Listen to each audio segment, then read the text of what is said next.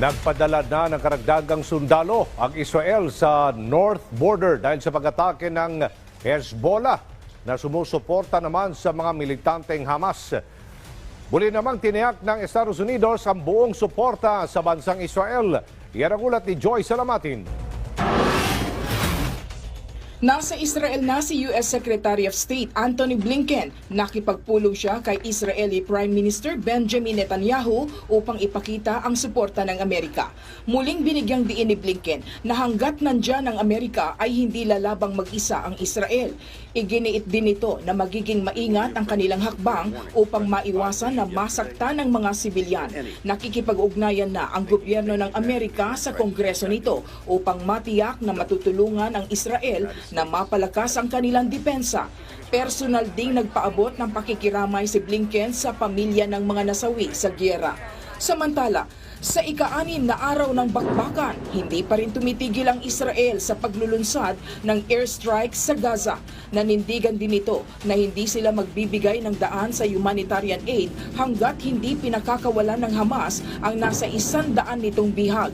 Inakusahan naman ng Syria ang Israel na nagpalipad ng missile para puntiryahin ang dalawang pangunahing paliparan nila sa Damascus at Aleppo. Suspetsa ng isang Syrian official, paraan ito para ma-divert ang atensyon mula sa mga krimeng ginagawa ng Israel sa Gaza. Nangyari ang airstrike isang araw bago ang pagbisita ng Foreign Minister ng Iran sa Syria.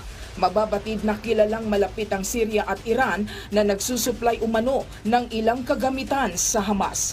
Kasabay naman ng patuloy na airstrikes ay ang patuloy ding pagkakasa ng Israel para sa ground assault.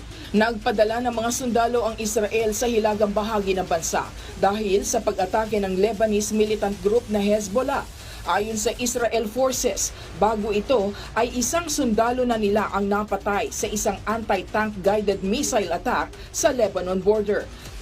Sa bansang France naman, ipinagbawal na ang pagsasagawa ng mga pro-Palestinian rally. Ayon sa French Interior Minister, layo ng kautusan na maibalik ang kaayusan habang ipinag-utos na rin sa mga pulis ang pagbabantay sa mga lugar na madalas na binibisita ng mga French Jews. Samantala, daang-daang Hamas link accounts ang inalis sa social media platform na X na kilala dati bilang Twitter. Libo-libong post na din na ang content ay pawang pag-atake ng Hamas sa Israel ang down. Kasunod ito ng liham na ipinadala ng European Union Digital Rights sa pamunuan ng X.